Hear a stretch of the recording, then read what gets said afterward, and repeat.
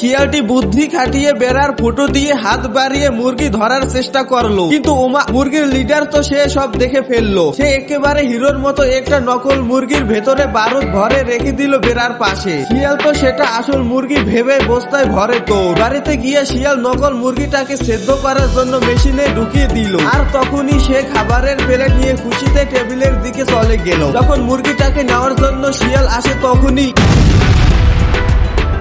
অপমান আমি সহ্য করবো না। কিছুক্ষণ পর শিয়াল দূরবীন নিয়ে মুরগির দিকে তাকিয়ে বলল, তোরা আমার সাথে খেলতে চাস, আমি আবার আসবো তোদের ধরতে। এবার সে নতুন ফন্দি নিয়ে মুরগির কাছে হাজির। বেড়ার উপরে উঠে শিয়াল মুরগির লিডারকে দেখতে না পেয়ে মাটি খুঁড়ে শিয়াল ভেতরে ঢুকলো। ভেতরে ঢুকে সে একটা মুরগি ধরলো আর দৌড়ে বাড়ির দিকে পালালো। বাড়িতে এসে বিজয়ের হাসি নিয়ে বস্তা খুললো, কিন্তু ওমা ভেতর থেকে বের হলো মুরগির লিডার। পার্ট 2 দেখার জন্য কমেন্টে পার্ট 2 লিখে যাবেন।